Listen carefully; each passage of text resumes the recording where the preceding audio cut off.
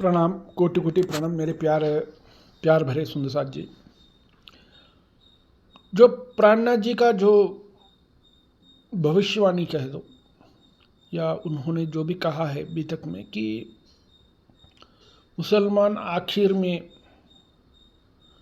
आपस में जो लड़ेंगे वो लड़के ख़त्म होंगे, ये जो उन्होंने जो भी कही है अभी तक साहब में, ये वाकई में मैं देख रहा हूँ सच होता आ रहा है। पहले 18 साल से हम भी ये बात जो है सुन रहे हैं, अभी तक सुन रहे हैं और इसको एक कथा के रूप में सुनते आ रहे हैं, लेकिन उसकी गहराई को समझ नहीं पा रहे थे। मतलब उनकी कुछ बातें जो थी ऊपर ऊपर सी है, लेकिन वो गहराई से वो पकड़ में नहीं आ रही थी। लेकिन आजकल जो दुनिया की राजनीति जो चल रही है, जिस तरह से हर जगह पे युद्धें हो रही है और इनकी जब हम लोग गहराई से उसकी एनालिसिस करें तो पता लगता है कि प्राणनाथ जी की वाणी एकदम सच आ रही है। मैं इसी विषय में आप लोगों के पास डिटेल से बात करना चाहता हूँ। जब औरंगज़ेब ने 12 सुंदर साथ थे, उसमें 10 हिंदू और 2 मुसलमान थे, जो भी कुरान की और इमाम मेहंदी की पैगाम भेजा गया। जायज़ बात है, तुमको पसंद है तो स्वीकार करो, ना पसंद है तो छोड़ दो, उससे तुम्हें तो आपत्ति नहीं होनी चाहिए। उसमें औरंगज़ेब के जो सिपाहदार हैं, वो सेनापति जो सिद्दी पोलाद है, उन्होंने सुंदर साथियों के साथ बहुत दुर्व्यवहार करवा दिया। इसी बात को जब प्राणनाथ जी जाने तो उन्होंने बता दिया ये आपस में लड़के मर लेंगे। वैसे देखा जाए उसके बाद से मुग़ल साम्राज्य का पतन शुरू होती है, एक के बाद एक पतन होती है। और अंग्रेज भी अगर हिंदुस्तान के अंदर आया था, अगर एक बात देखें तो सिराजुद्दौला का जो मामा था मीर जाफ़र, उसने उनके साथ गद्दारी की थी। वहाँ से उनका एंट्री जो है उड़ीसा, वेस्ट बंगाल और यूपी के कुछ भाग, बिहार के कुछ भाग में उनका शासन मिल गया था। बहुत आसानी से उन्होंने कब्जा कर लिया, ये आपसी दुगलापन की वजह से और धोखाधड़ी की वजह से। वैसे हमारे जो देश का स्वतंत्रता हुआ है,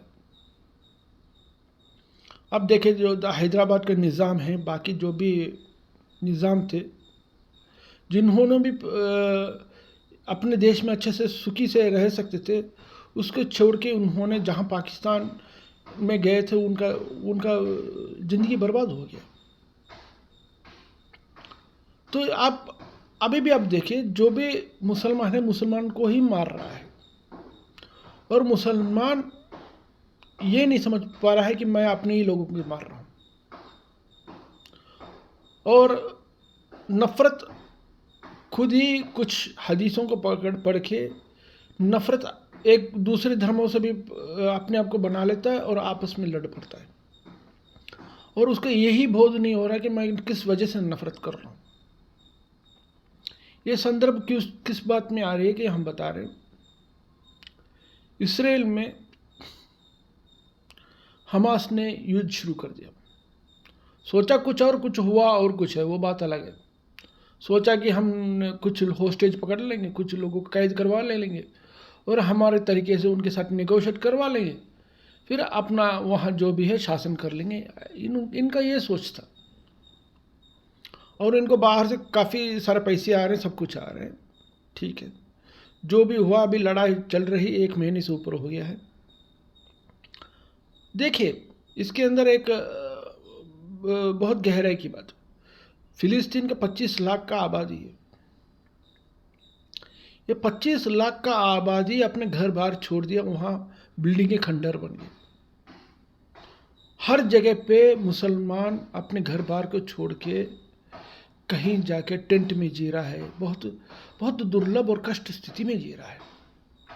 यही सीरिया में ले लीजिए, आपस में लड़ पड़े, इस किस्म के लड़ पड़े, वहाँ के लोगों ने अपने घर को छोड़ कर पलायन करके बहुत जगह पे चले गए। इसी तरह इराक में भी हुआ है, इसी तरह अफगानिस्तान में भी हुआ है, और यही हालत आपका पाकिस्तान में भी आने वाला है, आने कुछ समय में, मुझे ये दिखता है भी। इनका पतन शुरू हो गया है, ये दिखता है। अभी क्या होगा, मैं एक बीच समझ रहा हूँ, एक बात बाखूबी से समझ रहा हूँ। मुसलमान सब, तुर्की है, ईरान है, और कुछ और मुसलमान देश हैं,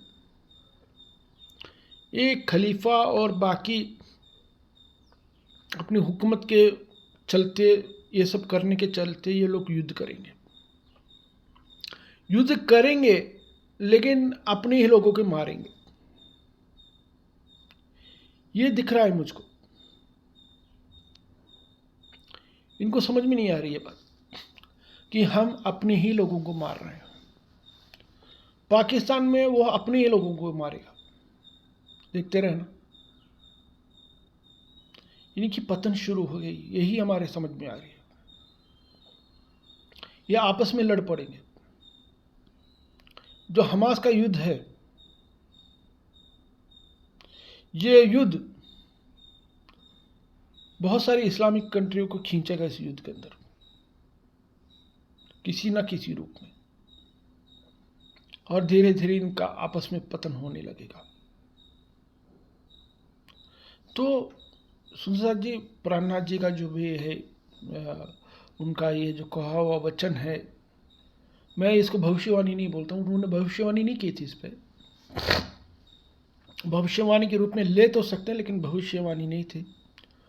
उनके गुणों को देख के उन्होंने बताया कि ये लोग आपस में एक दिन लड़ पड़ेंगे, और ये वाकई में सच निकल रहा है। मैं ये देख रहा हूँ, ये एक देश एक दूसरे देश के साथ लड़ रही है। पहले इनका स्ट्रैटेजी क्या था, जैसे दाहिर के टाइम में था, ये लोग आपस में लड़ते तो दूसरे देश में जाके पलायन कर लेते थे, और दूसरे राजा, जैसे दाहिर राजा ने इनको अपने जगह पे संग्रह दिया। फिर बाद में ये लोग खबर भेजते हैं कि ये देश कैसा है, इनका राजा कैसा है, इनका शासन कौन है, इनका दुश्मन कौन है, ये सब भेजते थे। उसके अनुसार रणनीति करते थे और उस देश को कब्जा कर लेते थे। लेकिन आज ये नहीं होगा। ये पहले वो मध्यकालीन युग में हो सकती थी, ये अभी नहीं हो सकती। अभी इंफॉर्मेशन टेक्नोलॉजी, दुनिया एक हो गया है, कहीं कुछ भी घटना घटती तो दुनिया को सब जगह ये चीज़ें पता लग जाती। तो वो पहले ज़माने के जो तौर तरीके अगर ये अपनाना चाहेंगे, ये नहीं हो पाएगा। वो रणनीति गलत है, ये आपस में लड़ पड़ेंगे अभी। और मैं थोड़ा इसराइल की बात भी देख रहा था, और अमेरिका की भी बात देख रहा था। जब से इसराइल बनाया और बाकी सब ये देश मुसलमान देश भी बने हैं, इनका क्या रणनीति मैं थोड़ा गहरा से देख रहा था।